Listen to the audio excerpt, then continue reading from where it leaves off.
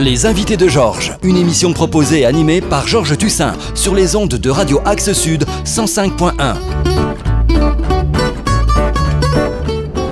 Bonjour à toutes et à tous, bienvenue dans mon émission Les invités de Georges. Et d'ailleurs, je tiens à vous remercier, chers auditeurs et internautes, car je sais que vous êtes de plus en plus nombreux à écouter cette émission, et nous en sommes ravis. Donc, cette émission est diffusée sur Radio Axe Sud 105.1, mais également en vidéo sur Facebook et les réseaux sociaux, et YouTube également. Aujourd'hui, en cette période de Toussaint, nous allons aborder un thème qui reste souvent un petit peu difficile à évoquer, c'est la mort, le deuil, les métiers d'ailleurs qui entourent justement ces moments si particuliers de la vie. La mort, bien sûr, est une étape inévitable qui nous touche tous. Et à chaque fois, on se pose ces questions. Que se passe-t-il lorsqu'on perd un proche ? Comment se déroule la prise en charge après la mort? Et surtout, quels sont les métiers méconnus qui accompagnent les familles au moment de ces périodes difficiles? Alors, pour répondre à toutes ces questions, nous éclairer dans les coulisses de ce monde peu connu, j'ai le plaisir de recevoir aujourd'hui des invités de choix.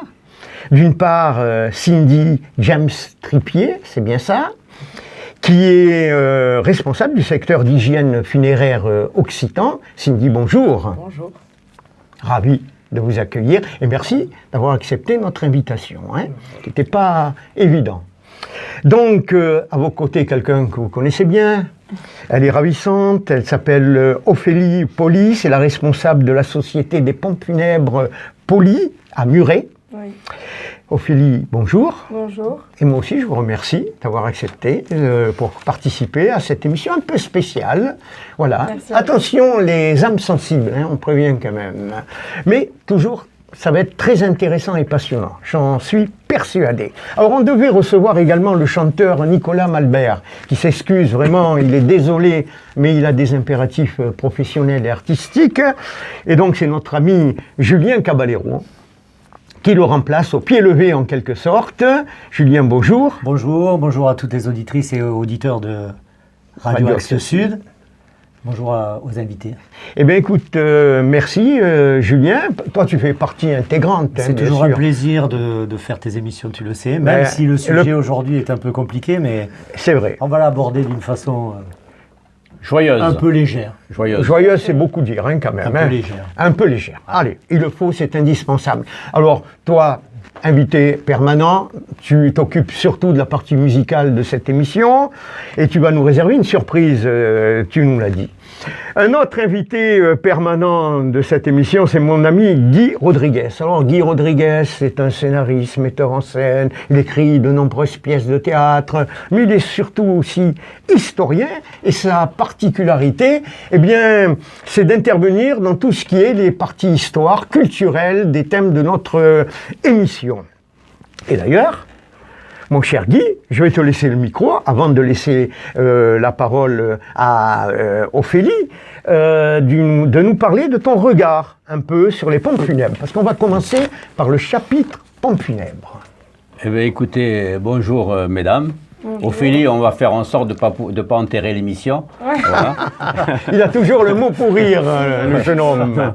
Donc, on va évoquer les pompes funèbres. Alors les pompes funèbres, ou du moins leur démarche d'accompagnement des disparus, n'est pas moderne. Je veux dire qu'elle ne date pas d'hier, mais plutôt d'avant-hier. En effet, cette approche ancienne du rite funéraire date des premiers hommes préhistoriques qui nous fait comprendre toute l'importance de la place des défunts dans nos sociétés humaines depuis que l'homme est homme.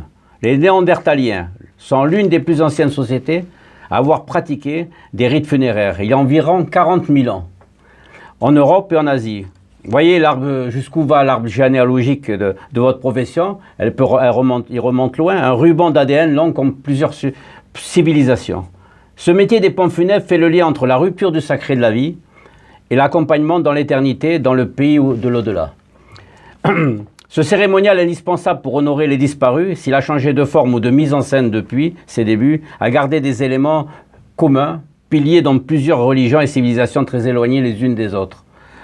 Chez les Amérindiens, les hindous et les chrétiens, par exemple, si on prend ces trois civilisations, les chants psalmodiés ou lecteurs de psaumes le feu, la fumée, l'encens, l'élévation des âmes et la purification. La crémation utilisée par diverses civilisations dans le monde depuis peu en Europe. Le rituel de la veillée ou la présence auprès du défunt, les soins mortuaires. Ça, c'est commun à 3 civilisations tout à fait différentes, ou 3 religions différentes éventuellement. Bien sûr, dans le métier moderne des pompes funèbres, il y a l'accompagnement administratif et ce soutien moral indispensable aux familles. Ça, c'est moderne. Bravo.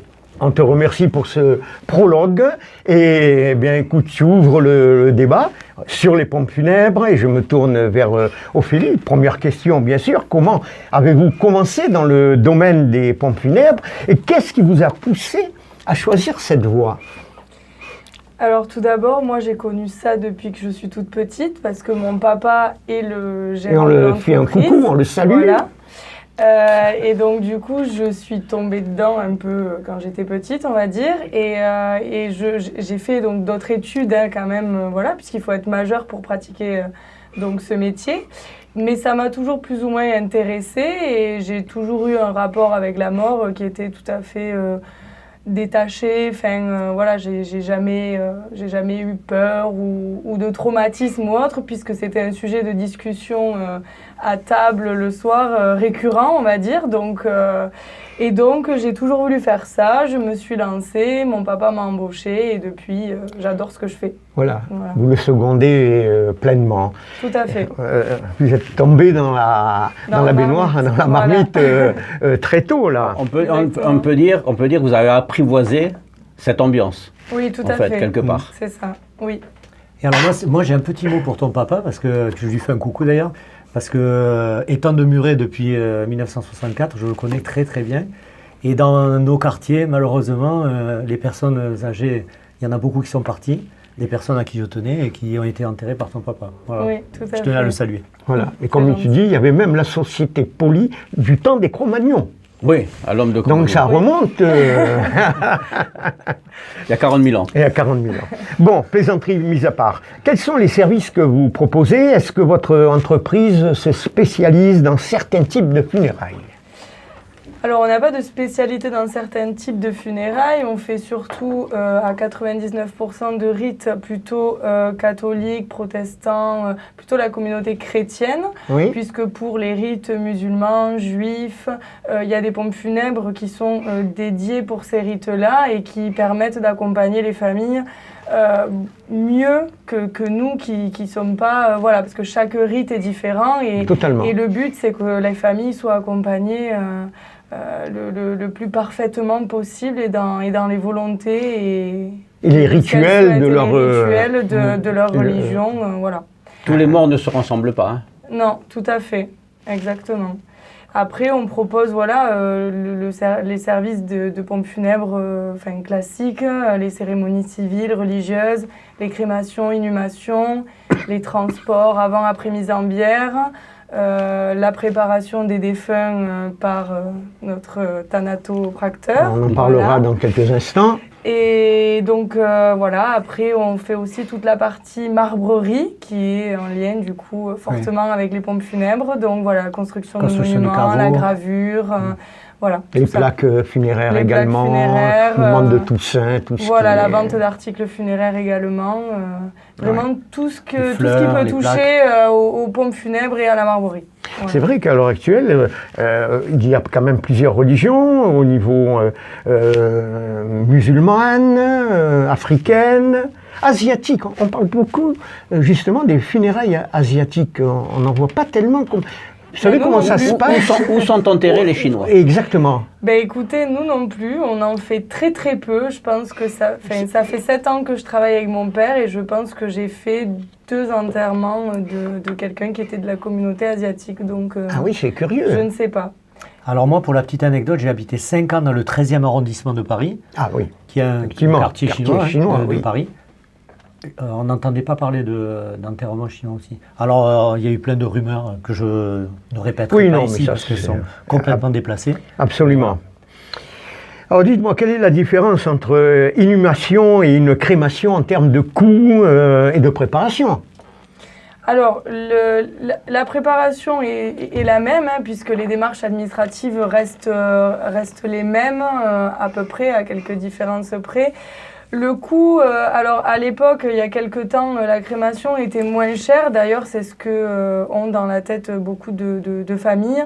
Mais aujourd'hui, finalement, on se rend compte qu'entre un devis d'une inhumation et un devis d'une crémation, on n'est pas beaucoup moins cher en crémation que pour une inhumation. C'est à peu près la même chose aujourd'hui. Et on peut avoir une idée un peu du prix en partant du prix le plus bas, hein. Alors après, un minimum. Une idée de prix, c'est difficile de vous la dire parce que déjà chaque pompe funèbre pratique ses tarifs. Il faut savoir que nous, on n'est pas soumis à une réglementation au niveau tarifaire, c'est-à-dire que chaque pompe funèbre applique ses tarifs. Donc en fait, ça peut aller du simple au double, ça dépend. Bien sûr. Mais la moyenne nationale, il faut compter à peu près entre 4 000 et 5 000 euros. C'est ce que je pensais. Pour des Après, obsèques. on a une grosse différence déjà dans le choix du cercueil, dans le choix du caveau, dans le choix... Voilà, tout à fait. Donc ça peut passer du simple au... Ah, bien sûr, mais je parle d'une moyenne générale, vous avez très bien cité. En parlant de quelqu'un qui a déjà le caveau, ou voilà, après on est à peu près entre 4 et 5 000 euros, et comme dit monsieur... ça dépend du choix du cercueil, ça dépend des prestations. Après, il y a des prestations plus ou moins chères. Voilà. D'accord. Naître coûte cher, mais mourir aussi. Tout à fait. Peut-être naître coûte moins cher. Oui. Peut-être. Oui, je pense. Je pense, moi aussi. Hein. Ah, si tu comptes les couches et tout, après, hein, quand même. Oui. Quoique... Non, allez, vas-y, continue. Non, moi, maintenant, je pense à un truc sur les funérailles qui ont un certain coût, on vient de le dire à l'instant. Alors, je suppose que certaines familles qui sont dans le besoin ne peuvent pas payer. Alors, comment fait-on ? Alors, quand il y a des familles qui ne peuvent pas payer, quand la personne n'a vraiment aucun revenu, à ce moment-là, c'est la mairie, en fait, qui prend en charge, du coup. Ah, d'accord, voilà, c'est bon à savoir. Qui prend en charge, bon, après, il y a des critères. Il faut vraiment que la personne n'ait pas du tout de revenus, enfin, que la famille, s'il y a de la famille, que la famille, vraiment, ait de très, très moyens revenus. Voire pas du tout. Et à ce moment-là, la famille n'est plus trop libre de choisir ses pompes funèbres puisque la mairie, si c'est elle qui va payer, et ce qui est normal, elle demande au moins 3 devis à 3 pompes funèbres des alentours et elle choisit bien évidemment le moins cher. Voilà. Absolument.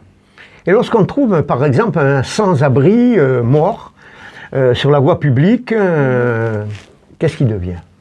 Par à la morgue, ensuite en inhumation, comment se passe-t-il ? Oui, alors s'il y a un obstacle médico-légal, ce qu'on appelle, donc s'il y a besoin de faire des recherches sur la cause de la mort, donc il part à l'Institut médico-légal sur Toulouse, donc qui est à l'hôpital de Purpan, à la chambre mortuaire de Purpan, et ensuite donc cette personne, voilà, si on ne trouve pas de famille pour cette personne, c'est la mairie du lieu de là où il est décédé qui prend en charge du coup les obsèques. Voilà. Donc il va dans une fosse commune. Voilà, c'est une fosse commune. Nous on appelle ça des indigents.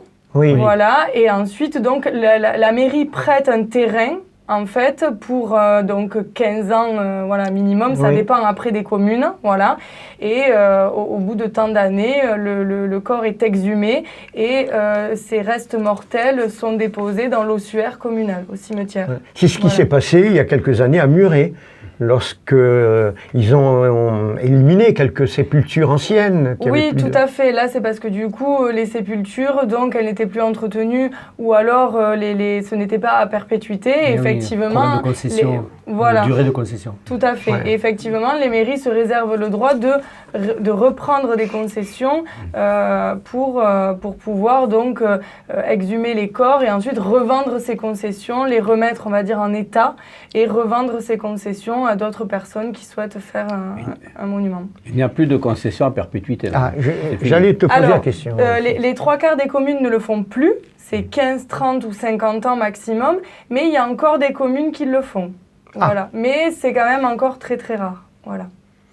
Mais après 50 ans, on peut payer pour prolonger. Tout à fait. Ouais. Au bout de 50 ans, donc soit la famille est au courant que la concession arrive à terme et de elle-même, elle va renouveler, en fait, on appelle ça un renouvellement de concession. Ou alors, la mairie met un petit affichage devant la tombe en disant « Attention, cette concession arrive à terme, merci de bien vouloir la renouveler ». On le voit dans le cimetière de Muret. Tout à fait, voilà. Et si au bout de tant de temps, la concession, alors le nombre d'années exact, je crois que c'est 3 3 ans, mais je ne veux pas dire de bêtises. Si personne ne se manifeste, la mairie se réserve le droit du coup de récupérer la concession. D'accord. Voilà. Et qu'est-ce qu'on fait des ossements Pareil à l'ossuaire communal. Réduction et réduction des corps. Très bien. Absolument. Et il y a une législation sur les réductions de corps, justement. Quelqu'un qui souhaite faire une réduction de corps, comment ça se passe? Si le cercueil en question se trouve entre 2 cercueils, il faut l'autorisation de la famille du premier défunt qui est dessus, je crois, pour pouvoir autorisé à sortir le cercueil. On ne peut pas sortir un cercueil. Il faudrait peut-être expliquer ce qu'est la réduction. Elle va nous l'expliquer. Oui, voilà. Donc la réduction de corps ou réunion d'ossements, ça dépend, voilà, les 2 termes sont employés, nous on emploie plutôt réduction de corps, c'est le fait donc d'exhumer le corps, de réunir ces ossements dans un reliquaire qu'on appelle, donc c'est un mini-cercueil, voilà, et de le réinhumer soit dans le même caveau ou dans un autre caveau. En fait, les familles font surtout des réductions de corps pour gagner de la place dans un caveau, voilà. 99,9% du temps, c'est pour ça, ou alors c'est parce que quelqu'un a été inhumé il y a quelques années et ils veulent l'exhumer pour le réinhumer, mais ailleurs. À ce moment-là, on fait également une réduction de corps pour pouvoir l'amener, voilà, puisqu'au bout d'un moment, les cercueils ne sont plus en état d'être manipulés. Oui, décision difficile pour la famille, hein, je suppose, hein, de prendre la décision de réduire un corps. Ça dépend des personnes. Il y a des personnes qui sont assez détachées par rapport à ça. Il y a des personnes, effectivement, qui ne veulent pas du tout faire des réductions de corps. Ça, après, voilà, c'est chacun le ressent comme sa conscience. Tout à fait. C'est surtout dans le degré parental, quand c'est des enfants qui sont décédés. C'est très difficile pour les parents de faire une réduction de corps. C'est intouchable. Ah oui, c'est peut-être possible. Ouais. Alors, moi j'ai vécu quelque chose. Dans la même famille, on a la construction d'un caveau. Donc la personne décédée demande l'autorisation de mettre... la famille de la personne décédée demande l'autorisation de mettre le cercueil dans un caveau, dans l'attente de la fin des travaux de l'autre caveau. Ça se passe comment?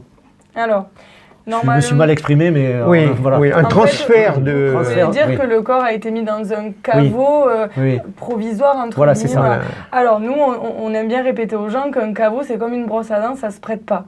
Parce que il faut savoir, vous parliez des démarches administratives, il faut savoir qu'il y a les droits, il faut savoir qu'il y a les ayants droit pour le caveau et il y a les ayants droit au corps. C'est 2 choses différentes. D'accord. Pour citer un exemple, si par exemple demain j'ai un caveau à moi, que vous décidez par exemple d'inhumer quelqu'un de votre famille dont vous êtes ayant droit, si demain je ne veux pas réouvrir le caveau, vous donnez l'autorisation de réouvrir le caveau pour que vous l'exhumiez, vous ne pouvez pas l'exhumer. D'accord. Voilà, on a eu justement une histoire comme ça à Muret. Il faut faire attention à ça. Quand on n'a pas de caveau, il y a des dépositoires communaux que les mairies mettent à disposition des familles pour ces cas-là. Et plutôt que de mettre dans un caveau, parce qu'aujourd'hui on peut bien s'entendre, mais demain on peut ne plus s'entendre. Donc il est préférable de se servir de ces dépositoires qu'on appelle. Au moins on a la sécurité de se dire qu'on pourra faire le transfert. Donc même les cadavres peuvent se prendre en otage. Tout à fait. Et voilà. Mais l'image de la brosse à dents, c'est intéressante. Je m'en souviendrai. Voilà. Alors, dites-moi, la crémation est-elle de plus en plus demandée par rapport à l'inhumation et à quoi attribuez-vous cette demande-là? Alors, c'est de plus en plus demandé, effectivement. Après, la crémation n'a pas encore dépassé l'inhumation. On est à peu près sur du 60% inhumation, 40% crémation. Donc, il parle que dans quelques années, on devrait être sur du 50-50. Je pense que c'est lié à ça parce que, déjà, il y a des caveaux qui sont pleins, il y a plus de place. Et puis, parce que la génération d'aujourd'hui, c'est plus la même qu'avant. Les gens ne vont plus au cimetière comme avant. Et puis, ça coûte moins cher. Quand on n'a pas de monument, on fait une crémation, une urne, on peut la mettre dans un caveau où il n'y a plus de place. Ça facilite beaucoup de choses, la crémation. Et on peut la garder chez soi Non, c'est interdit. Voilà. Il y a quelques années, on pouvait. Il y a quelques années, on pouvait, mais aujourd'hui, c'est interdit. Alors, on peut la mettre dans le caveau ou alors sur le caveau? Oui, on peut la mettre dans le caveau, sur le caveau. On peut disperser également les cendres. Alors il faut des autorisations, j'avais posé la question, c'est pour ça. Est-ce qu'on peut disperser les cendres? Il faut une autorisation pour ça? Oui, tout à fait, on peut disperser les cendres, mais effectivement, il faut une autorisation. Il y a des endroits interdits? Alors oui, la voie publique, les jardins publics, les monuments historiques. Sûrement, voilà, ouais. tout à fait.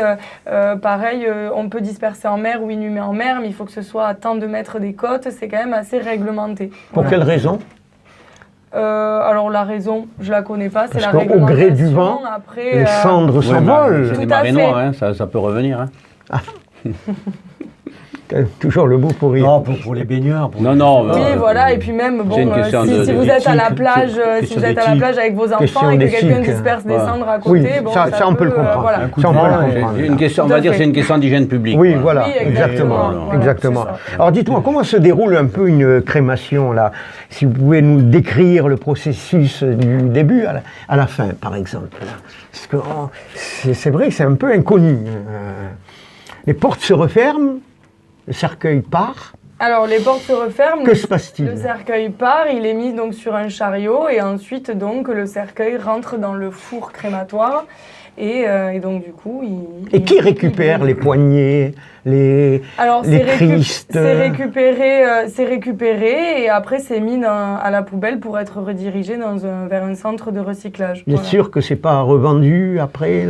Non, alors après nous on voit pas tout ce côté-là. Vous n'êtes pas concerné. Puis voilà, on n'est pas concerné. Parce qu'il est très difficile de faire des reportages. J'en ai rarement vu à la télévision au niveau justement ce qui se passe au niveau crémation. Alors il y en a eu un reportage, c'était en Belgique. Ah. Ouais. Et il parlait justement de ça, de récupération des métaux, et je pense qu'il recycle après. Ah, il recycle. Oui, c'est recyclé après, oui, tout à fait. De mémoire. Là, bien sûr, on part sur quelque chose de macabre. Les os sont broyés, je présume, à la fin de la crémation. Est-on certain que ce sont les cendres? Alors voilà, il y a eu beaucoup de craintes par rapport à ça, mais alors je ne veux pas parler au nom de tous les crématoriums, mais en tout cas, nous, les crématoriums où on va, c'est quand même assez sérieux. Enfin, je veux dire, il y a quand même une traçabilité, il y a quand même le nom, il y a quand même... il n'y a pas d'échange de cendres, non. Et puis, voilà, les personnes qui travaillent dans les crématoriums sont quand même assez consciencieux et font leur travail quand même correctement. On n'en doute pas une seconde. Métier difficile quand même. Une question que tu souhaitais poser, peut-être au niveau des cimetières, parce que j'ai entendu qu'avant il y avait 30 000 cimetières et il n'y en a plus que 16 000 actuellement. Non, on a parlé de la réduction des corps et compagnie. C'est un sujet particulier. Contrairement à ce que l'on croit, il n'y a pas moins de cimetières, il y a surtout moins de place. Il y a surtout moins de place et il y a un gros problème. On parlait de réduction. Alors, je disais, il n'y a pas moins de cimetières qu'avant, mais il y a de moins en moins de places. La crémation, elle serait une solution pour permettre d'augmenter le nombre de places. Une solution. Hein. Mais les columbariums en triplex, puisque maintenant c'est comme ça, une formule de logement... En triplex? Oui, triplex, c'est sur 3 étages. Ah oui, d'accord. Ouais. Et il y a la terrasse en haut pour l'apéro. Une formule de logement plus adaptée aux besoins des places qui s'accélère avec un facteur étonnamment lié à nos habitudes alimentaires. La consommation de conservateurs tous les jours et dans notre alimentation quotidienne et les prises d'antibiotiques auraient un lien indirectement avec la mort. Non pas que ça puisse faire mourir, non. Ces additifs alimentaires ou médicamenteux courants feraient mourir plus vite, non. Mais le processus naturel de dégradation des corps est altéré. Et des bactéries joue un grand rôle. Et les antibiotiques sont un frein à leur développement. Donc, ce qui fait, et par définition, les conservateurs conservent. Et ça se retrouve après. Il y a des cercueils qui ont été ouverts 10 ans après, le corps n'avait pas bougé. Alors, il y a aussi la thanatopraxie qui fait que il y a des éléments de conservateurs dans le corps. Donc, ça se dégrade moins vite. Mais c'est pas le responsable. Hein. Bon. Tous ces produits font que les organismes ne se décomposent pas plus aussi vite qu'avant. Donc la formule, pousse-toi que je m'y mette, parce que c'est ce que j'en disais tout à l'heure, se heurte à la valse lente des cercueils dans les tombeaux. Petit à petit, on va avoir beaucoup plus de temps pour faire un turnover, comme on dit. Ouais, où il fallait 3 ans, mais là il en faudra peut-être 10. Donc moins en moins de place. Ah, oui. Alors la formule de ne pas Problème. trouver qu'il y ait des cimetières, de moins en moins de cimetières en France ou dans le monde, au Canada, je me parlais du Canada, non, je crois pas, non, au contraire. Mais question d'alternative écologique à la crémation et à l'inhumation. J'ai vu parler d'humus, comment je le retrouve plus là, hein. Réduction organique du corps et humusation. Oui, alors donc c'est une formule, vous la connaissez? Encore, non, pas alors, du tout. je vais vous expliquer en 2 secondes ce que c'est. C'est en fait, il y a des écolos qui ont toujours beaucoup d'idées. On pensait que si on faisait une fosse commune et qu'on mélangeait les corps avec la terre, avec des déchets alimentaires, un compost. Il y aurait un genre de compost, et petit à petit, les corps se dégraderaient. Ils n'ont rien inventé, puisque depuis des millénaires, c'est les vers qui s'en occupent, des corps. Mais ils ont pensé que ce n'était pas la peine de faire des fosses individuelles, il n'y avait qu'à faire une fosse commune, et puis jeter les gens là-dedans avec un peu de... Et ça repart à la terre. Et ça repart à la terre. Simplement, on a oublié une chose, c'est que ça pollue. Un corps pollue énormément. Tout à fait. Et il faut des dizaines et des dizaines d'années pour arriver à ce que la pollution ne compte pas dans la terre. Et là, c'est un gros problème. Mais enfin, ça, c'est des idées, à mon avis, farfelues, qui se heurtent à l'esprit humain. Oui. Ou l'idée qu'on se fait de la mort. Si on commence à ne plus respecter la mort, on ne va rien respecter du vivant. Tout à fait. Par la force des choses. Oui, exactement. Alors dites-moi, quel est le plus grand défi que vous pouvez rencontrer dans ce métier? Et est-ce la gestion des familles, les coûts ou bien d'autres choses là? Des défis Alors je pense que la plus grande difficulté de notre métier, c'est vraiment le relationnel avec les familles, puisque chaque famille est différente, chaque famille a une réaction devant le deuil qui est différente, donc il faut toujours s'adapter. Voilà, il y a des familles qui vont être plutôt au premier abord, quand on va les recevoir, assez froides, d'autres qui vont être vraiment dans la peine, qui ne vont pas arrêter de pleurer, d'autres plutôt qui vont être dans l'humour. Voilà, il faut toujours s'adapter, et c'est ce côté-là qui est difficile. Et l'organisation aussi, des fois avec les mairies, avec les paroisses, etc. C'est plutôt le côté de l'organisation qui est difficile. L'organisation, puis il y a le côté psychologique. Il faut être psychologue en ce qui vous concerne. Oui, alors il faut avoir de l'empathie sans avoir de peine et de tristesse. Voilà. Parce Moi, que, je me suis toujours posé la question, c'est cette étape-là, ça doit être compliqué à passer. Alors c'est au début. C'est un métier. En fait, moi, je ne l'ai jamais ressenti comme compliqué, même au début, parce qu'en fait, je pense que c'est un métier, il faut soit pouvoir le faire, soit pas pouvoir le faire, malgré qu'on ne sait pas si on peut le faire tant qu'on ne l'a pas vécu. Mais en fait, c'est tellement un quotidien pour nous de voir finalement des gens tristes. Alors, je ne dis pas, il y a des fois, effectivement, on rentre chez nous le soir, on est un peu plus énervé, on est un peu plus... parce que, mine de rien, on accumule quand même on engrange la peine des gens sans forcément... Vous absorbez du négatif, là. Exactement. Et puis, on ne peut pas rester complètement insensible, imperméable. Le plus difficile, c'est quand même, quand on fait des enfants, des bébés, etc., ça c'est quand même compliqué. On a beau être, même je pense Cindy, pour les soins ou autre, on a beau être du métier, en voir tous les jours, c'est quand même plus difficile. Moi je suis maman, j'ai 2 enfants, donc Cindy c'est pareil, donc c'est plus compliqué.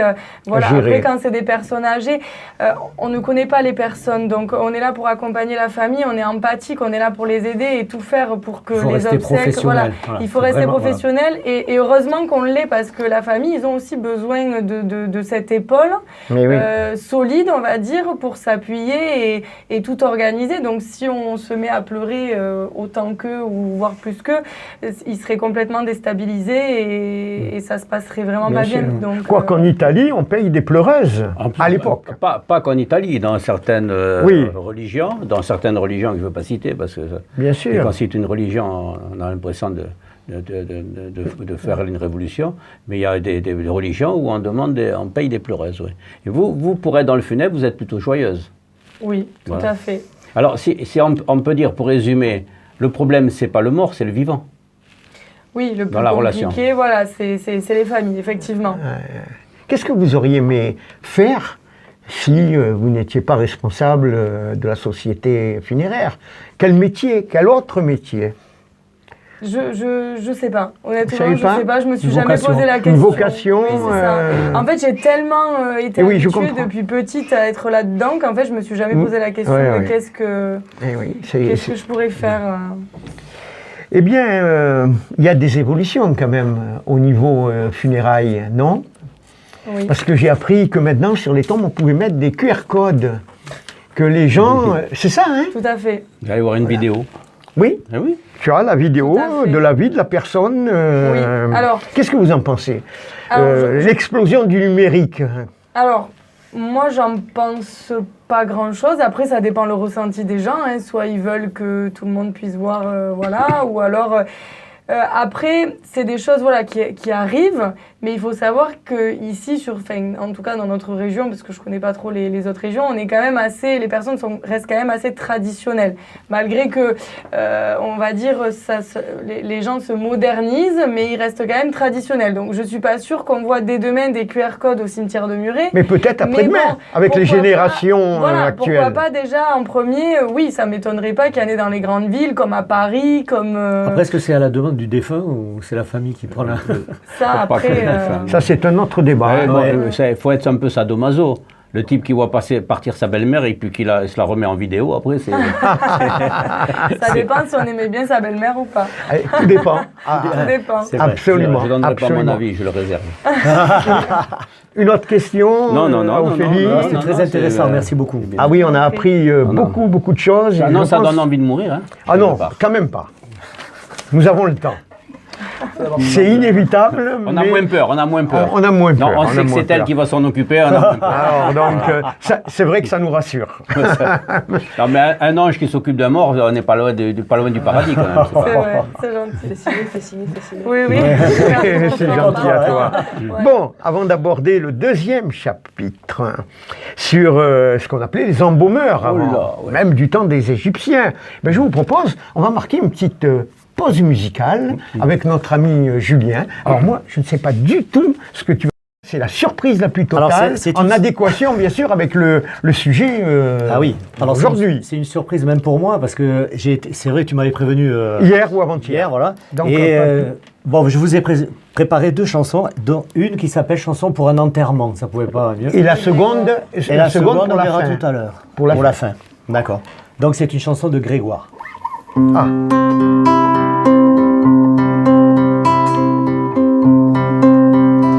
Je ne crois pas que tu meurs, je ne crois pas que je pleure, non je n'y crois pas.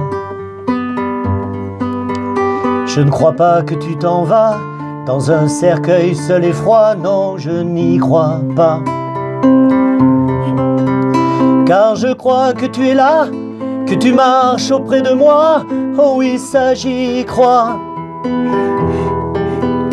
Et je crois bien que tu restes à côté dans l'autre pièce, oh oui ça j'y crois.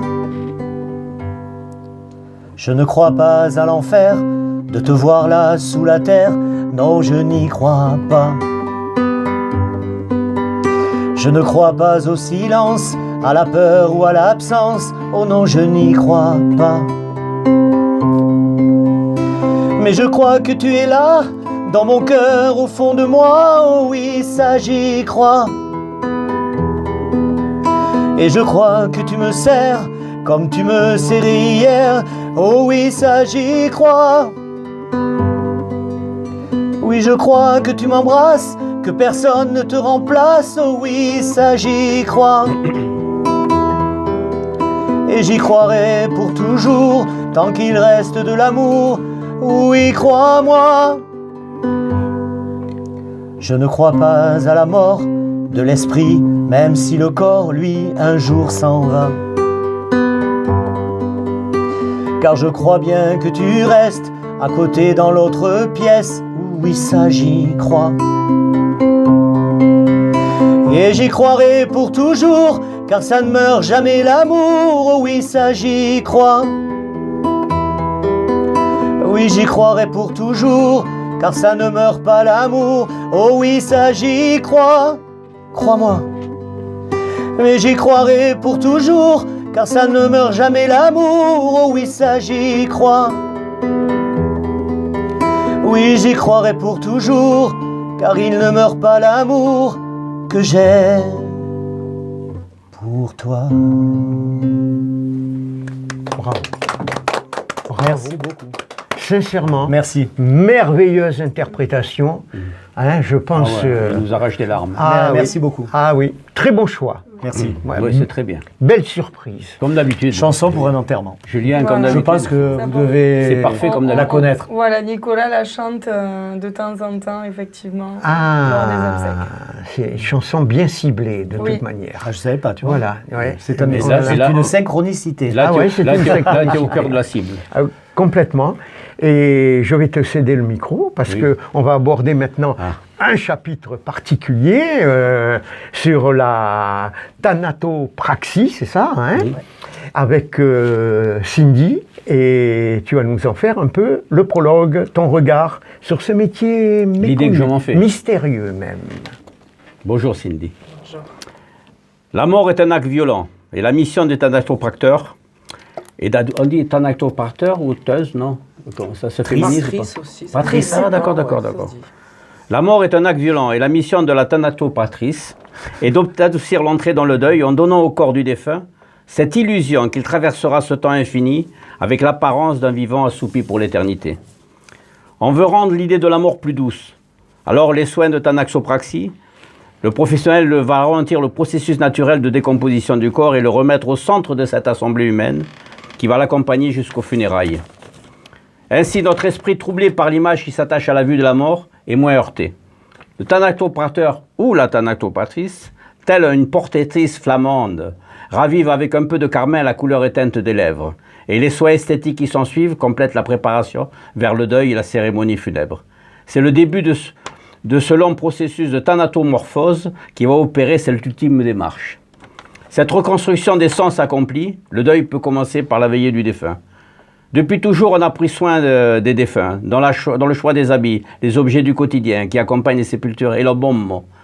Grâce à cette pratique chez les Égyptiens, nous avons pu entrer dans le secret des rites et coutumes mortuaires de cette civilisation très ancienne. Ces métiers qui perdurent, donc, peuvent nous apprendre beaucoup sur l'histoire des peuples et du monde. Merci Cindy. Merci à vous. Vous faites un magnifique métier, je vous le dis. J'y crois. J'en suis persuadé. J'en suis persuadé. Alors, bien sûr, comment vous avez choisi ce métier-là? On va dire à peu près la même chose qu'Ophélie. Hein. Ah, vous étiez baigné dedans à votre plus jeune enfance? Nos papas se connaissent depuis 30 ans au moins. Ah, d'accord. Ah, d'accord. Encore mieux. Ah, d'accord, encore mieux, là. Parce que vos parents étaient dans le métier funéraire? Mon arrière-grand-père, mon grand-père et ma grand-mère, et du coup, mon père qui est devenu thanatopracteur, lui, du coup, Oui. et qui a monté sa société. Et du coup, nous, on est en train de la reprendre, tranquillement. C'est bien. Donc voilà, on perpétue un peu C'est cette histoire de famille. extraordinaire, quoi. ça. Alors, où est-ce que vous pratiquez? Un petit peu sur l'ensemble de Midi-Pyrénées D'accord. et aussi sur Paris, parce qu'on a aussi une succursale d'accord. sur Paris. D'accord. Donc avec des... Mais l'endroit où ça se fait, la pièce où ça se fait. Ah, bah alors ça peut être autant les chambres funéraires que les centres hospitaliers, D'accord. cliniques. Et à domicile? Ah, dans la clinique? Domicile, on peut? Non? Ça se fait plus. Avant, ça se faisait avant. Ouais, ça se faisait. Ah, ça se faisait avant. Pour ma part, je dirais malheureusement. Mais Pourquoi, malheureusement? Pour moi, je parle bien, pas pour les Oui. autres thanatopracteurs. Parce que moi, c'est comme ça que j'ai vraiment trouvé ma vocation. Ah. Ouais, parce que quand on fait un soin à domicile, donc on s'imprègne de l'endroit, on s'imprègne de la famille, il y a toujours des photos. Ah oui. Et oui, et pour faire le travail, On doit s'imprégner. Voilà, on est bien imprégné, on peut savoir si la mèche de cheveux elle est à droite ou à gauche, si la petite dame elle avait des lunettes par exemple, qu'elle n'avait pas. Donc on va demander tout de suite une paire de lunettes pour quelque chose, voilà, parce qu'on aura vu la photo. Et c'est. Ah, on comprend mieux. Ouais, L'environnement totalement. humain est très important. Ah ben Voilà, oui. pour ouais. Et même pour notre travail, on peut du coup se faire voir à la famille est-ce que ça leur convient ou pas. Et on peut savoir en fait si ça va ou pas. Et des fois, ils disent oui, ça va. Non, Ouais, là, vous avez compris là, il y a quelque chose oui. qui ne va pas. Donc on va essayer de chercher. Est-ce que c'est il manquait un dentier. Et là, c'est parfait. Et quand ils se mettent à pleurer direct, ben, on sait que Ils l'ont retrouvé. qu'ils Ils l'ont retrouvé, ouais, c'est et il n'y a rien de plus poignant pour moi. Pour moi, c'est ma récompense de voir une famille qui me prend dans ses bras et qui me dit merci, vous m'avez rendu ma maman, quoi. Ça, c'est Enfin, c'est pour moi, c'est pourquoi ouais. je suis tombée amoureuse de ce métier, c'est pour ça. Oui, et vous l'expliquez très bien, d'ailleurs. Une grosse émotion, oui. Ouais. Ouais. Et vous nous la transpirez, Oui, c'est très hein, touchant. cette émotion. Et ce que j'aimerais savoir, moi, c'est le regard de vos proches. Vous êtes mariés, vous avez des enfants, d'après ce que j'ai compris. Je suis mariée, oui. Oui. Et Votre j'ai mari trois- n'est pas du tout dans le métier. Ah non, pas du tout. Heureusement. Oui, mais comment a-t-il pris cela? Parce que c'est pas... Il a peur. Maintenant, il a peur. Mon Il s'est premier accaré. mari, c'était compliqué, donc du coup, on a divorcé. Oui, ça a Et- été donc... Ça a été une Cause- cause de divorce. cause Une des de- causes. Enfin, une des causes. Oui. Non, pas Non, mal. bon. On va rentrer dans Non, les non, détails. on rentre Et pas voilà. dans Le les... soir, il a eu peur. le soir, quand il Deuxième mari, s'endormait, voilà, il dit il a bon. su tout de suite que ça fait quand même plus Puis de elle va 15 ans me que j'exerce préparer, elle quand connaît même. quelqu'un Ouais, qui va ouais. m'enterrer. Où est-ce non, que j'ai il- mis les pieds? Ça a été. Non, mais ça va. Quand on est franc tout de suite, ça va, il n'y a pas de surprise. Hein. Faites mon Dieu qu'il m'arrive rien, il disait le soir. Oui, et donc votre mari actuel prend très bien... Oui, après, c'est plus compliqué dans la gestion quotidienne, si je puis oui, dire. Parce qu'il est en planning, horaire, voilà. le planning. Voilà. Mais bon, il savait m'entigner quand même. Hein. Oui. Ouais, ouais. Et vos enfants, quel âge ont-ils? Alors, j'ai mon grand garçon de 13 ans, ma Ouais. fille de 12 ans et demi, et ma petite dernière de 3 ans et demi. Félicitations. Ouais, merci. Mais alors, dites-moi à l'école, que fait ta maman? Ma maman, elle m'a qu'il est mort. Elle est thanatopracteur. Je leur ai dit tout de suite. Et même Ouais. ma dernière de 3 ans et demi, elle sait que je travaille dans le funéraire. Et l'institutrice, Voilà. elle dit Je rien. crois qu'elle comprend pas trop. Non, Non, oui, l'institutrice, pardon. Mais les enfants.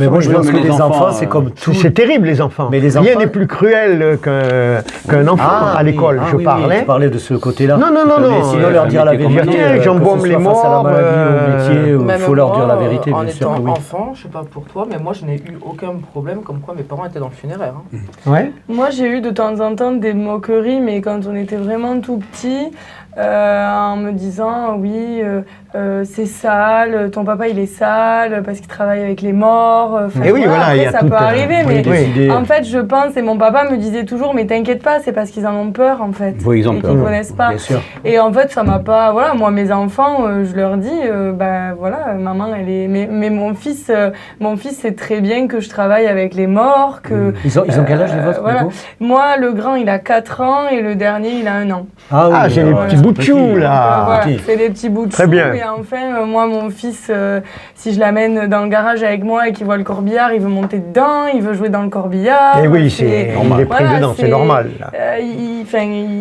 Il est pas, voilà, il est un peu comme moi quand j'étais Ouais, petite. oui, oui, quoi. bien sûr. Et en Ouais, fait, ouais. je Avant, veux il y avait les justement, chevaux, la charrette. Exactement. Je veux T'es pas tout qu'il ait seul. cette peur, donc je veux lui transmettre ce que Ouais. moi, on m'a transmis quand j'étais petite. C'est une question d'habitude, vous savez, on se fait à l'idée de la mort en parlant, en la côtoyant. Hein. C'est quand c'est une inconnue qu'on en a peur. Oui, tout à Oui, fait. Et c'est on ne vrai devrait ce pas que avoir tu peur dis. de la mort parce qu'on ne sait pas ce que c'est. Ouais. Mourir, on sait ce que c'est. Mais la mort, on ne sait pas. Elle-même, Moi, c'est mourir dans la ouais. souffrance que je veux pas. Mais mourir, tout le monde, bon, comme on tout sait le qu'on monde. va y passer. Hein, donc, On va On n'a t'arranger pas ça, peur de la Julien. mort. Moi, j'ai pas peur de la Moi, mort. j'ai pas peur de la mort, j'ai mais peur de la j'ai peur de souffrance. mourir. Voilà, ben oui, C'est c'est normal. différent, Ah, c'est deux complètement choses différent. Ah, c'est Non, beau c'est pas ça. ça. Je vais le mettre dans une de mes chansons. Oui. Pour revenir au métier, la formation. Quelle a été votre formation? Alors, oui. Il faut trouver une école de thanatopracteur. Oui. Donc maintenant, il y en a de plus en plus, même à distance. Et on fait le cursus pour au moins avoir la théorie. Enfin, qui est devenu maintenant un concours. Bien connaître l'anatomie également. Ah ouais, il y a c'est anatomie, indice. médecine légale, microbiologie, histologie.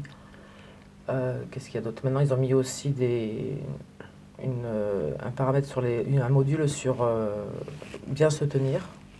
Après, je ne sais plus trop ce qu'ils ont mis aussi en plus.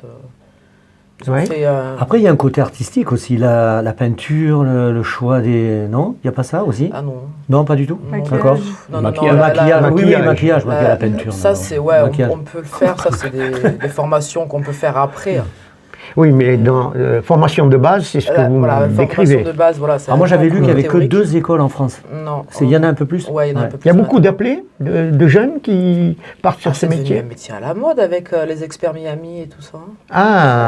Oui, comme quoi les séries télévisées jouent pour beaucoup. Après, il y a médecin légiste et thanatopracteur, c'est pas la même chose quand même. Non, c'est sûr. Mais les mêmes dans les séries télévisées, voilà. Parce que dans les séries télévisées, ils sont dans les mêmes lieux. Donc on est là, c'est pour ça. Dans les séries, il y a quand même plus de gens qui arrivent. Il est mort à 14h. Ça, c'est les séries. Oui, c'est dans les séries. Alors, on va passer maintenant au cœur du problème. L'acte. Ce que vous pratiquez, comment vous pratiquez? Quels sont les procédés, en quelque sorte? Parce que on ne sait pas. Qu'est-ce que vous avez une personne décédée devant vous. Déjà, je dis premier bonjour. acte. Bonjour. Déjà. Très bien. Bien sûr. Bien sûr. Très bien. Non, après, voilà, effectivement, je parle avec les personnes. Oui. Parce que ça reste quand même des personnes, malgré tout, même si elles sont décédées. Il faut surtout le dire, et je tiens beaucoup à ce respect-là. Donc, du coup, on injecte un produit donc, à base de formol. Oui. Et ensuite, on fait comme une dialyse, en fait. Ah d'accord, vous retirez le sang de... Voilà, on retire le sang et tout ce qui permet donc la putréfaction. Après, on n'enlève aucun organe, je tiens à le préciser, par rapport à l'histoire de embaumeurs. On n'est pas des embaumeurs. Oui, on n'est pas à l'époque égyptienne. Voilà, parce que embaumeur, c'est vraiment enlever des organes. Donc, nous, on ne touche à aucun organe, on n'a pas le droit, c'est interdit. Donc voilà, on remplace en fait le sang par du formol pour permettre de conserver... Encore combien de temps à peu près?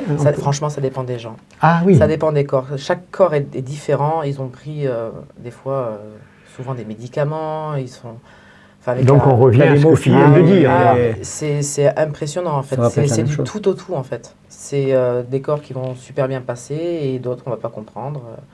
C'est-à-dire en moyenne de conservation, combien? 10 jours, plus? Non, pas tant. Non? Franchement, ça dépend. Il y a des corps, des fois, ça nous arrive qu'on appelle pour un soin et qu'elle nous appelle en disant « ça sert à rien que je fasse le soin parce que le corps est déjà parti ». Donc en fait, ça dépend vraiment... Quel est le niveau, là, quand vous dites il est déjà parti? C'est une décomposition avancée. Alors, je suis désolé, je vous dis, les âmes sensibles s'abstenir, bien sûr. Non, parce que après c'est mon ressenti, moi, en tant que thanato. Pour moi, il faut toujours essayer. Même si un corps est en décomposition, on ne peut pas dire, il faut essayer, il faut le faire. Parce que déjà, on peut quand même limiter, on a quand même des produits, des produits qui peuvent nous permettre de limiter, si je peux dire, la casse. Il faut essayer, parce que des fois, on a des retours, c'est extraordinaire. Des fois, on se dit juste que c'est un miracle, quoi. On n'aurait jamais pensé. Le avant-après, des fois, c'est impressionnant. Et des fois où on se dit, bon, ben, ça n'a pas donné grand-chose. Ouais. C'est vraiment tellement aléatoire. Ça dépend tellement des corps, de la médecine aussi d'aujourd'hui, parce que forcément, on passe tous chez le médecin pour rallonger notre vie avec plein de médicaments et tout. Donc ça... Oui, ça influe. Après, ça devient de la chimie, quoi, si je peux dire. Quoi. Donc, et quelle évolution par la suite en ce qui concerne votre métier? Est-ce qu'on va trouver au niveau chimique des produits qui vont encore prolonger la conservation? Plus que le formol? Non, je pense pas. Non? Non, le formol, ils essayent de l'enlever, mais c'est très, très difficile de trouver un substitut, quoi. Ouais. Très difficile. Sinon, ça tient pas, quoi. Et pour vous, c'est pas très dangereux de manipuler ces produits? On a des EPI quand même. On travaille tous avec des EPI. Ah, heureusement. Bien sûr. Bien sûr. Masque à FFP2, masque à cartouche. Éléments de protection individuelle. Après, nous avons dans les chambres funéraires, ceux qui en ont, bien sûr, normalement c'est obligatoire, c'est l'aération. Donc déjà, ça limite. Normalement. Oui, ça fait plaisir quand même. C'est pour ça qu'on interdit donc à domicile les soins. Ça, et après, pour le travail aussi du thanatopracteur, parce que sur les lits à l'ancienne, comme je peux dire, on est quand même accroupi. Mais c'est assez récent quand même, votre métier. Il y a une 50aine d'années, ça se pratiquait pas trop. Oui. Non, je disais non, parce que tu parles, tu parles d'un homme, vous êtes très jeune pour exercer ce métier. Moi, je suis jeune. Non, peut-être pas, mais en fait... Non, mais moi, je parle en vous êtes bien général, je conservé. parle pas de... Ah, mais bien sûr, c'est pour ça que je fais ce métier. Oh là Ouh là là, mais ça vient de loin, Ah, là. mais ça vient Mamie sort de ce corps. Ça remonte des catacombes. Hein. Oui, non, mais je comprends. Non, mais il y a une cinquantaine d'années, ça n'existait pas. Oui, ça existait moins. Ça Oui, existait moins. voilà. moins. Moi, je me C'était souviens pas. C'était plus discret, c'était plus... Voilà. Mais comment il faisait à l'époque en fait Eh oui. Il les enterrait comme Il y ça, avait il les des préparait rampes pas. réfrigérantes. Oui, voilà, c'est ça. Voilà. Exactement. Moi j'ai connu ça, moi. La glace, il y avait la Il y glace. avait, La neige il y avait des rampes carbonique, sur le côté froide là. Ouais. Tu sais que ça faisait comme... Ah oui. Tu te rappelles mais, ça ça C'est coûtait nos très cher. parents ça. qui ont connu ça plutôt. Ça coûtait très cher. Nous, on est parce arrivé que au bon moment. C'était pas des cercueils, c'est des frigos en fait. Hein. Ouais, c'était Oui, ça. c'était des ouais. rampes réfrigérantes. Ouais. Après, Oui, ce qu'il c'est faut ça. dire Et aussi, oui, pour ça que ça a si je conservé. peux, Et le maquillage. ajouter, ce qui est important de dire aussi, parce que c'est vrai que nous, on est souvent confrontés aux familles, on a quand même de plus en plus de mal, nous, on a remarqué, à conserver les corps avec l'acharnement thérapeutique, les médicaments, etc. Et c'est vrai qu'on a de plus en plus de mal à conserver les corps.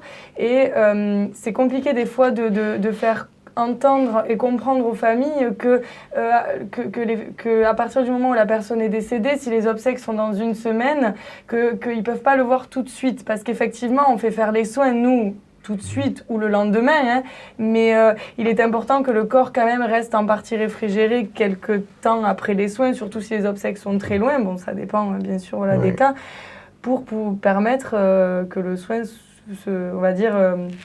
fixer en fait le soin et c'est vrai que voilà parce que les gens ont du mal à comprendre qu'après on peut pas faire machine arrière.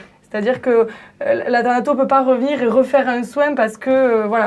Donc, on a beaucoup de mal à faire comprendre ça aux familles et c'est important, justement, d'en parler, de leur dire, voilà, c'est pas pour les embêter qu'on leur présente pas leur défunt de suite, c'est pour que jusqu'au bout, ça se passe bien et qu'ils gardent une image positive du défunt parce que de voir un défunt qui nous appartient en décomposition ou qui ait des odeurs ou autre, c'est horrible pour la famille. Totalement. Et voilà, et nous, par rapport à notre métier, on a l'habitude et c'est vrai qu'on conseille les gens par rapport à ça, malgré que des fois ce soit compliqué à leur faire entendre.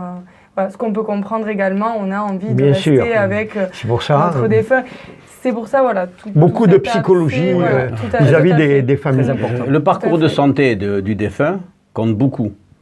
Si c'est des années de souffrance et des souffrances avec certains médicaments, parce que c'est des maladies difficiles à soigner, comme les cancers, et s'il y a un parcours de santé qui est très dur et très douloureux pour le patient, forcément le défunt, on retrouvera les marques, les stigmates de ce parcours, on le retrouvera sur lui. Donc forcément... Mais on dit souvent, ça dépend parce qu'on dit souvent, tiens, il est reposé.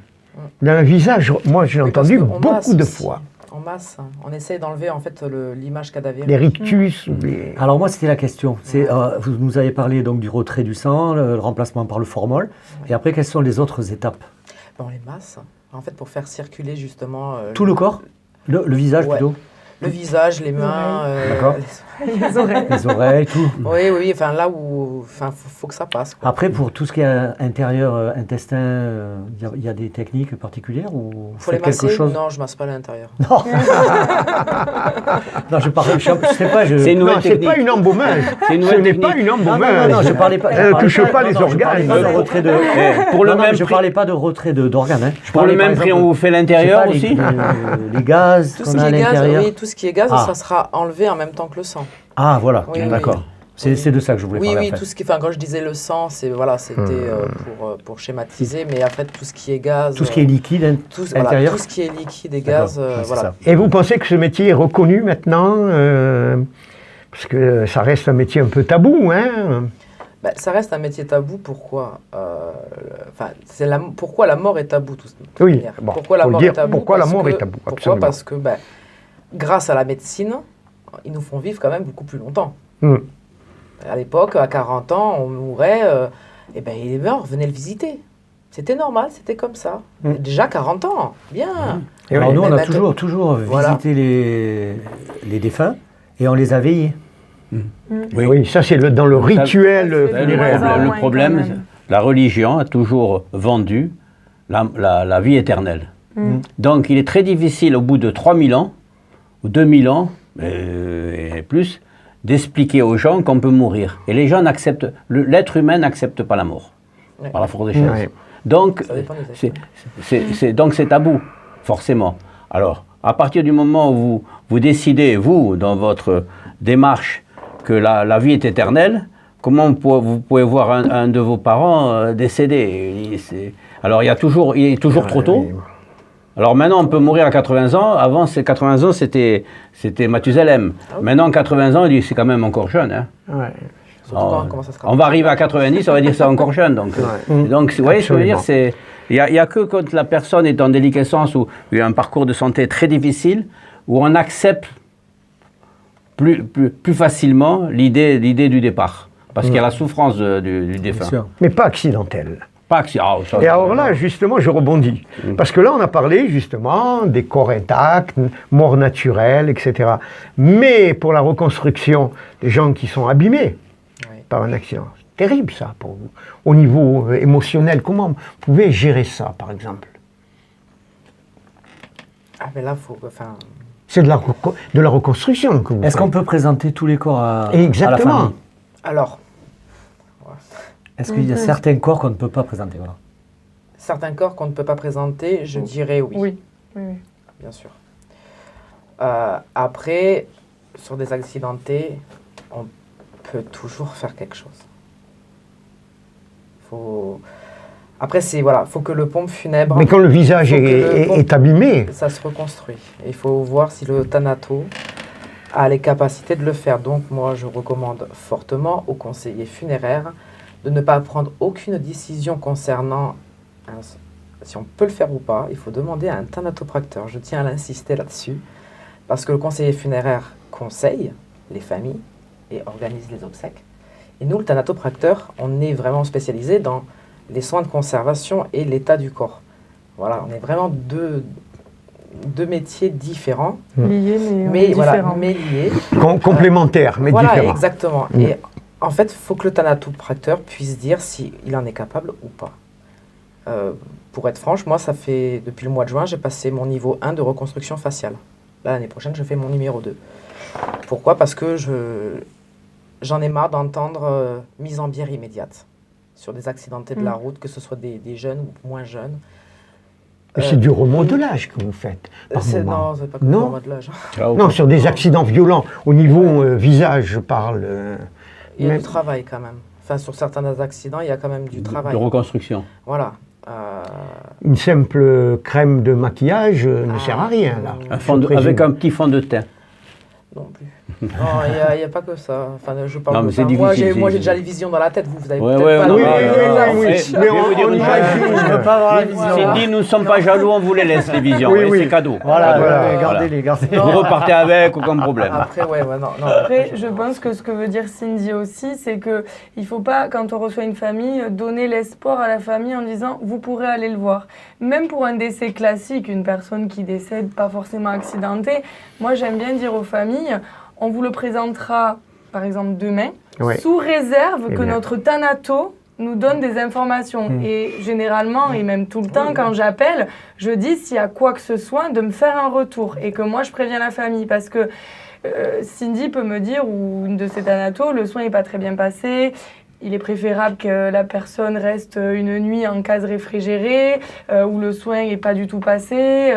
Voilà, donc il est important de... En fait, c'est un métier où il ne faut pas donner d'espoir à la famille. Il faut leur parler franchement, leur dire franchement les choses, parce que c'est horrible pour eux de leur dire « vous pourrez aller le voir » et puis les appeler en disant « finalement, vous ne pouvez pas y aller ». Alors que si on leur a dit, plein d'images négatives. Qu'est-ce qui s'est passé, qu'est-ce que la thanato elle a fait, voilà. Alors que si on dit « voilà, vous pourrez y aller à condition que » et je vous tiens au courant, ils sont déjà plus rassurés. Voilà, en leur disant, vous pourrez quand même le voir, mais peut-être pas tout de suite.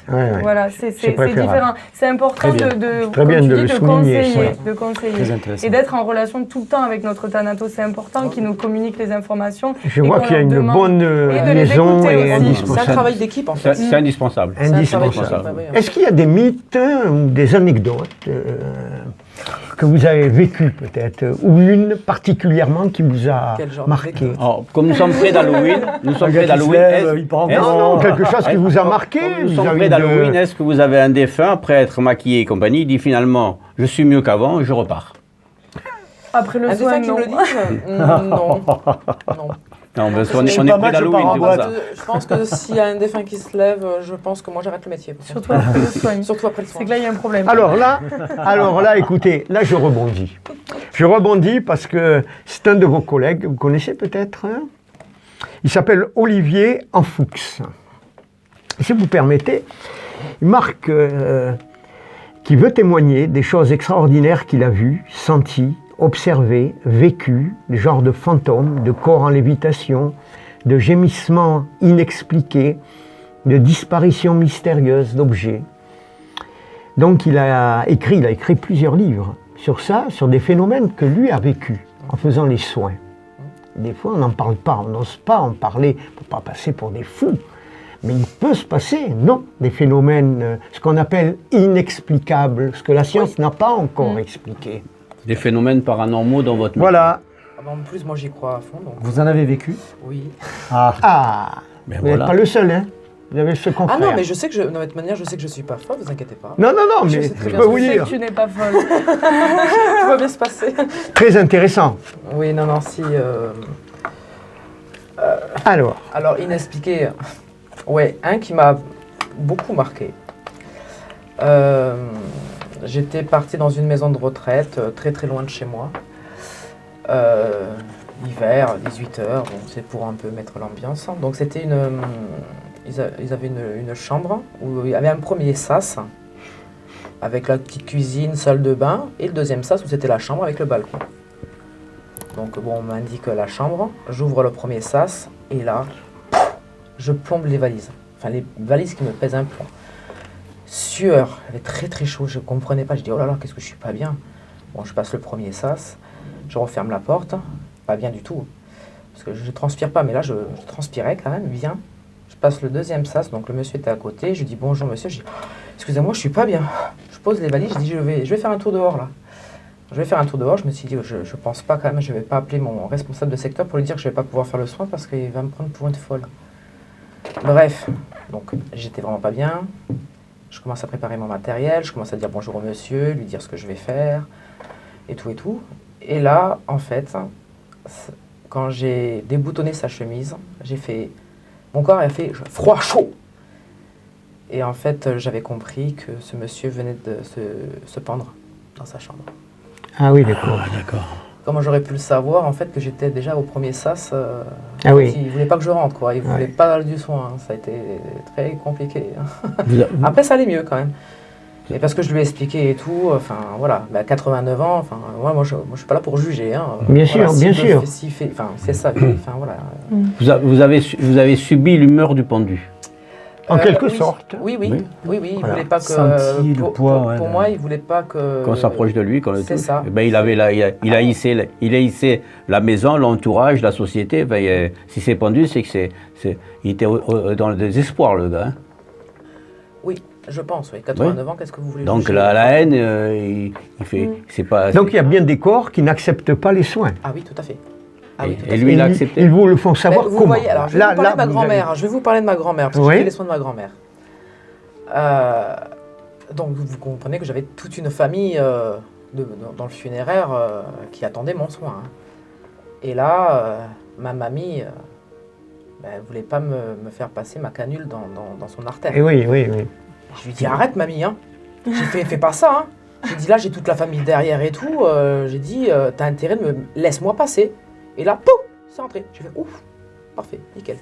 Je vais essayer Ah de oui, aller. mais C'est bien. c'est extraordinaire.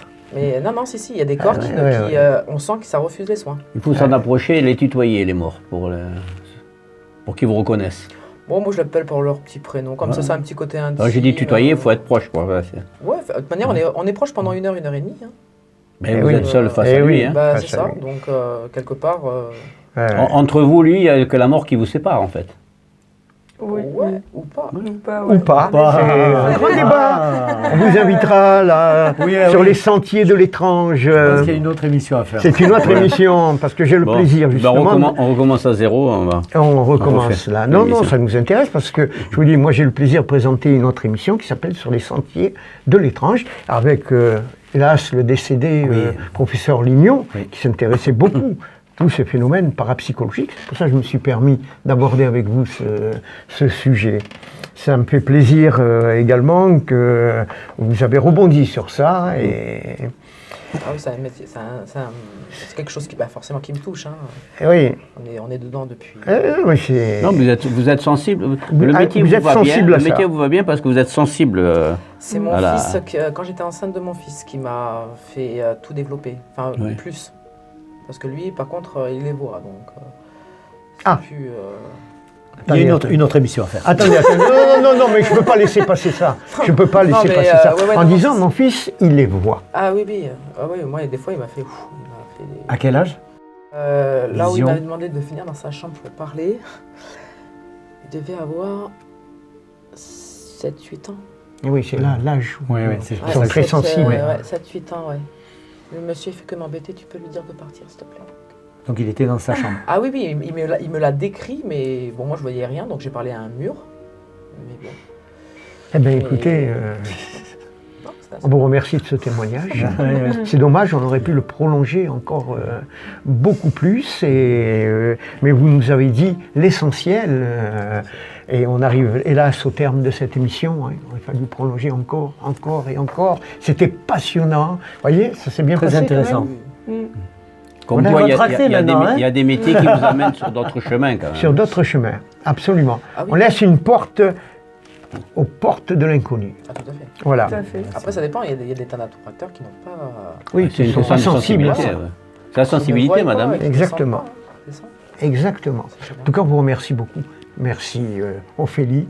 Ça a été passionnant, intéressant. On a appris beaucoup de choses sur un domaine très particulier. Merci à vous, Cindy. Voilà, vous avez abordé tous les sujets. Moi, je trouve qu'on a appris beaucoup plus que ce qu'on pourrait apprendre. Beaucoup plus. Ça, c'est les portes de l'inconnu. Ça, c'est les portes. Exactement. Beaucoup plus. Là, on a touché à la fin aux portes de l'inconnu. Elle nous a ouvert une autre porte. Et aussi un message d'espoir à travers ça. Oui, à travers ça, oui. Et de réconfort pour les personnes en deuil. Les défunts veillent sur nous plus que ce qu'on le croit. Parce que dans la chambre funéraire, effectivement, on entend aussi des choses. On a même une vidéo de notre caméra de surveillance en infrarouge qui a filmé comme une boîte de conserve qui bougeait toute la nuit, comme ça. Voilà. Mais je l'ai, la vidéo, je l'ai. Il va falloir la passer, là. Hein. Voilà. Ah, je ne peux pas vous laisser dire ça sans qu'on voit cette vidéo. Hein. Et elle n'est pas trafiquée, hein, parce que alors, moi, je suis jeune, mais alors je ne m'y connais pas du tout en informatique, vidéo, montage, etc. Mais effectivement, j'ai regardé la caméra dans ma chambre à 23h. J'ai appelé mon père à 23h en disant « Papa, je crois qu'il y a un fantôme dans la chambre funéraire. » Et effectivement, le lendemain, je lui ai montré et inexplicable. Bah écoutez, voilà. Ça lui plaît. Hein. Non, mais pas seulement, mais c'est pas parce que ce n'est pas parce qu'on n'explique pas les choses qu'elles n'existent pas. Tout à fait. Absolument. Voilà. Il faut le voir pour le croire, mais effectivement. Exactement. Et d'ailleurs, le professeur Lignon, grand mathématicien scientifique, disait que la qualité d'un scientifique, c'était d'abord le doute. Il ne fallait pas dire non, ça n'existe pas.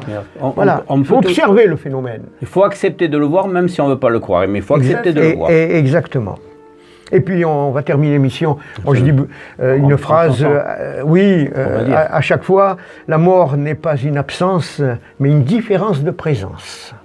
Tout simplement ce que je considère. La mort n'est pas un adieu. Voilà. Ben, sur ces belles paroles, merci beaucoup Ophélie d'avoir accepté cette émission. Merci également Cindy.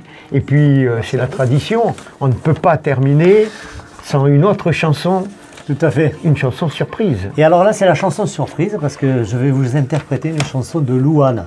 Alors là, c'est surprise. Alors, avant que tu l'interprètes, je ne voudrais pas oublier qu'on remercie Fabienne, qui était ici au reportage photo, Merci Fabienne. Et qui est toujours, bien sûr, partie prenante de la radio. À ses côtés, une amie qui est venue également assister, Marie-Claude. Merci Marie-Claude. Qu'on salue, et puis merci à tous nos auditeurs, internautes qui nous suivent. Donc, c'est les invités de Georges, tous les mardis à 15h. N'oubliez pas. Voilà, merci à vous tous, portez-vous bien. Hein. Et justement, on va aller sur la porte de l'inconnu.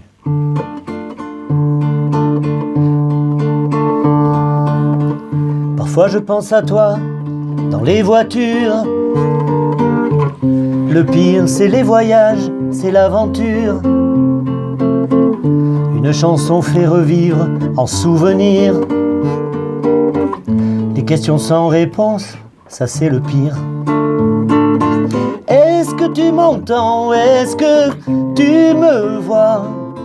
Est-ce que tu dirais toi si c'était là? Est-ce que ce sont des signes que tu m'envoies?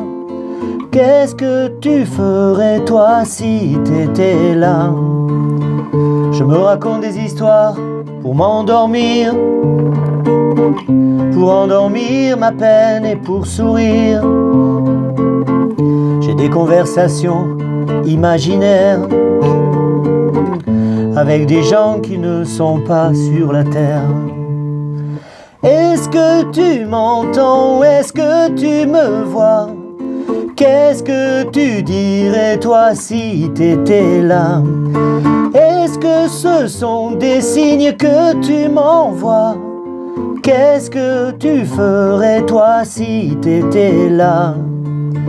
Je m'en fous si on a peur que je ne tienne pas le coup. Je sais que t'es là pas loin même si c'est fou. Les flous c'est fait pour faire fondre les armures, pour faire pleurer les gens dans les voitures. Est-ce que tu m'entends? Est-ce que tu me vois? Qu'est-ce que tu dirais toi si t'étais là? Est-ce que ce sont des signes que tu m'envoies? Qu'est-ce que tu ferais toi si t'étais là? Bravo, bravo, merci pour ponctuer la fin de cette émission. Merci beaucoup. Merci mon ami Guy. Avec plaisir. Toujours tes interventions percutantes et enrichissantes. Mes interventions, c'est grâce à ces dames. Hein. Mais absolument, c'est une belle complémentarité. Merci C'est elles Julien. qui me font intervenir. Super. Merci. Voilà, merci à vous tous. Bye bye et à très bientôt. Merci. Elles ont...